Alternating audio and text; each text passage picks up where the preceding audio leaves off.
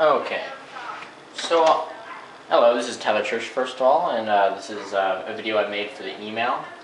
And I came to find, as I was kind of trying to write out how to just simplify this in a way that's understandable, I came to find that, writing out economics is just really not that simple, and I'm probably not good enough to really make it anymore. So I thought what I'd instead do is just give myself more than 3 minutes and actually kind of really walk through it and kind of give more visuals about like what is a Pigovian tax, how does it work, and being that I myself is first of all a visual learner, and hope maybe some of you guys are as well, this probably I thought would be the best way to kind of go about that.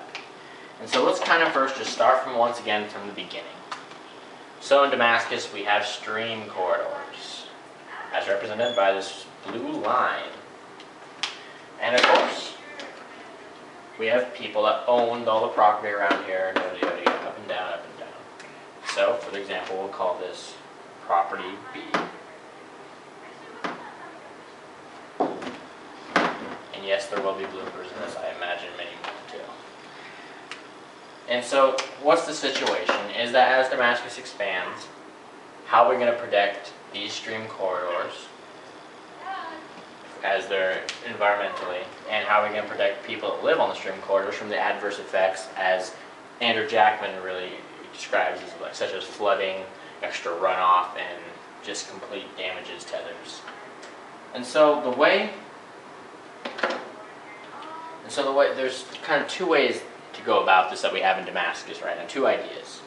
First is kind of the standard what we have right now is a buffer system, to make it so, okay, let's just make a buffer, all 200 feet, 100 feet, no more development. And even, of course, I've also heard talk of, well, maybe no more development except for maybe like 25% pockets. Like, right, maybe you can develop 25% here, there, whatever, 50%, who knows what the final number will be. And we'll come back to what the problem with that is too in a minute. So that's the current way. So now what would a Pigovian tax do? Well, we'll just leave these lines actually. A Pigovian tax, let's say, would say same area, 200 feet, whatever. But instead of just banning development there, they'd say, well, if you do develop there, then you just have to pay X number of tax, plus or minus, who knows, in order to compensate for the damages you're doing. So, for example, if by you building house A right here, and you caused $500 of damage and flooding to this person, and added up to $500.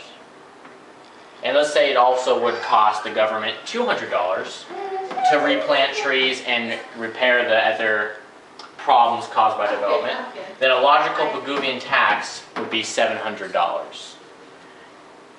And so thus you just tax the developer $700, and they'd have to reconsider whether they want to develop there. If the developer can only make $600 and the tax is $700, well then they would lose $100 from development and thus would be not inclined to do that, and if they did, their company would eventually lose out in the end anyway. However, if they can make $800 in scenario, that's scenario one. However, in scenario two, if the developer can make $800 and the tax is only $700, then they can make $100. And so the developer might still decide to develop there. Thus, they pay the tax, $700, $500 to go, the government gives $500 to person B. They fix the flooding problems. $200 goes to the government restoration crew, which plants trees, other places to compensate. And to top it all off, $100 is created, which that developer, let's say, can either put on a car payment, or even better for Damascus, he goes down to the Dollar Tree, buys $100 worth of cookies, and thus Dollar Tree hires more people or whatnot, more inventory, and we have economic growth. And even better yet, if we have house A, house C, and they all pay their taxes, all this economic growth consumed by opening up this area to development, it could lead to a very exponential amount of economic growth. And so that's just kind of simplicity, the kind of the logic behind a Pigovian tax. And I'd just like also to say here, well, of course, I'm sure many of you are asking, well, how do we know this costs $500? How do we know that costs $200? And that's correct. That is the problem with government intervention in the market, is that you can never really know. And so the government can hire experts to come talk, but in the end it's always going to be just a guess. But the way I look at it is this way. This is a problem. The third-party problem from development is going to happen. No one's going to just leave the market free to do what it wants. It's going to favor this person over the potential developer. And so being that there's going to be some sort of policy, that is why we should just unfortunately we'll just have to brush that aside as kind of just a fact of life. And then thus look at after the information problem, what would be the best policy? Because the same thing is with buffers. How can you ever pick the right buffer that's going to be the perfect amount of economic growth out here and the perfect amount of environmental protection in there? It's impossible for anyone to guess it, especially since we can't even guess the stock market tomorrow or next day. Or heck, I don't even know what the weather's going to be tomorrow. I mean, it's just impossible for government to predict these things. And so, now what's the problem? Now let's go back to stream buffers. Stream buffers kind of fix the same problem. As I said, this is the cost if developer A would cause that damages, and they can only make $700 from there. Then that'd be a good spot to just kind of block it off. Just block it off. Then he doesn't get more flooding, and the government has to pay $800. $700 saved for the community. It corrects the problem. Well, what if they make... Okay, we're back. So sorry it cut off there. Actually ran out of memory on my recorder. And so now I decided we could just kind of do we could compare them through graphing, but that's of course an entire economics class just to kind of understand graphing. So I decided just to kind of take it as a double scenario comparison. And so as the scenario we worked out is these are just two different diagrams of the same stream, just two different scenarios.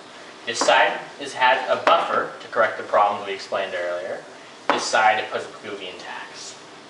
And so the policies in both situations, let's just assume, are perfect for the simplicity of talking about the comparison. This will eliminate as many variables as possible. And so, on the buffer side, even if there wasn't a buffer, the developer, if it's built right here, could only make $500. And since the damages is still $700, that would still be $200 lost to society. And so society does not gain anything from the developer developing in there anyway. Same on this side. A developer naturally won't want to develop in here because saying he only can make $500. And being the $700 tax, that means he would lose $200. And of course, under a Pigovian tax, there's potential that he still might anyway, because he had developed there, but then his company loses $200 and his firm fails. And at the same time, thanks to the proper tax implemented, government is still able to correct the problems, put $200 towards restoration and $500 to help that house out. And so yeah, even if someone messes up, even if the firm messes up and develops when they shouldn't, luckily the tax still is it. Tax revenue can still be used to correct the problem. So in both situations, this is perfect. No one's losing. Everything is corrected for perfectly. But let's say the markets change. Remember how they only could make $500 inside that stream thing? Now they can make $800. Wow. And so now developers, seeing that the new market numbers are in, seeing that there can now be money to be made, firms now look over here and say, wow, we can actually make some money in here.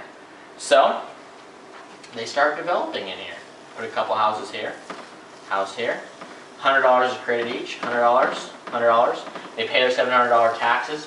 We got $400 up here. We got $1,000 down here to help out B. We just created $200 thanks to the flexibility. Thanks to the market shifting for the better. We just had $200 created for society. $200. But over here, the same thing happened. You can now make $800 inside the buffer area.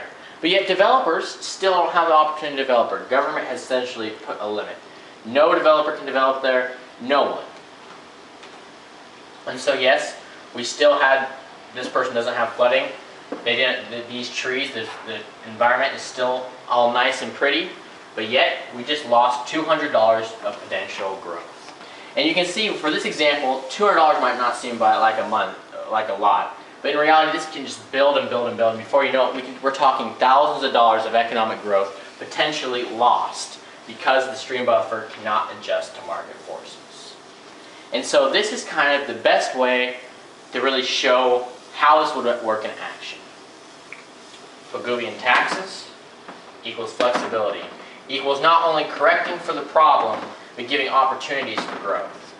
Over here, no opportunity for growth, but the problem is corrected. And so if you can have your cake and eat it too, a Pigovian tax is the way you want to go. And so I'd like to thank you guys for hopefully watching these full videos. And I hope that this is a lot more clear, and maybe really you can kind of grasp it a little better here. And this is just kind of the straightforward reason why I would recommend a Pigovian tax versus a stream buffer. Thank you.